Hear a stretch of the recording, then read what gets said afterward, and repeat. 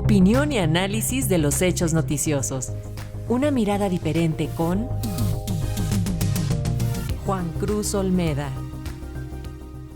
El doctor Juan Cruz Olmeda, profesor investigador del Centro de Estudios Internacionales del Colegio de México, analiza la segunda vuelta de las elecciones presidenciales en Ecuador.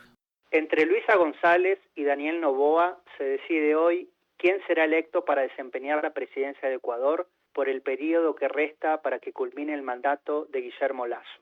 Este último fue quien activó hace meses el mecanismo de muerte cruzada, que dispuso tanto la salida del presidente en funciones como la renovación total de la Asamblea y dio lugar a esta elección extraordinaria.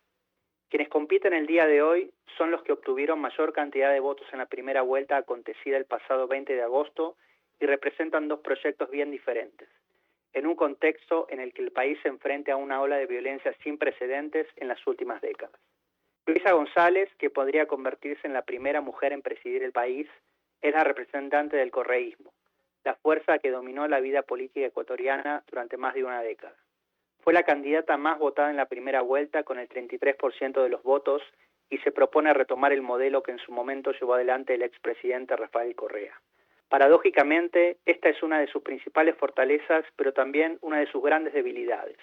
Los años de Correa en el poder combinaron crecimiento económico y cierta paz social, pero también una alta concentración del poder, un constante conflicto con ciertos sectores del empresariado y un alto nivel de polarización. Esto ha dado lugar a que los y las candidatas a la presidencia identificadas con el correísmo logren un importante piso de apoyo, pero al mismo tiempo tengan dificultades para crecer. En este sentido, en un escenario en el que la elección ha hecho aparecer nuevamente el clivaje entre el correísmo y el anticorreísmo, González podría sufrir el mismo destino que Andrés Arauz en la contienda de 2021.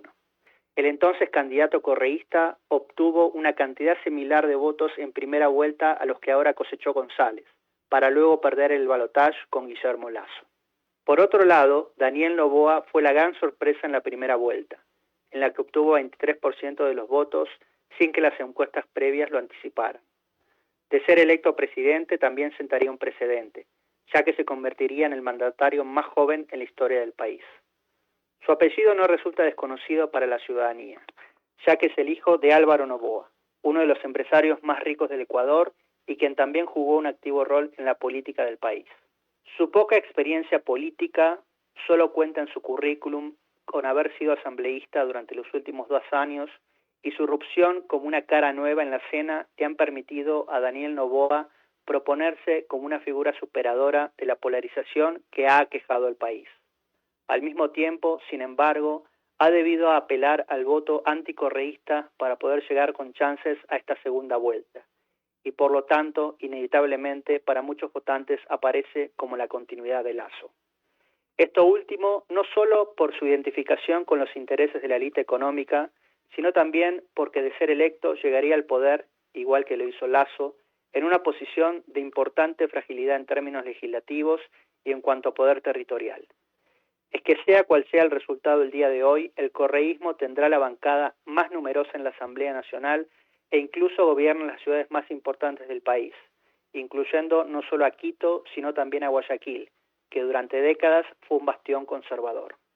La debilidad política de Noboa se contrapone con la en principio mayor solidez de González, aunque esto no debe llevar a engaños.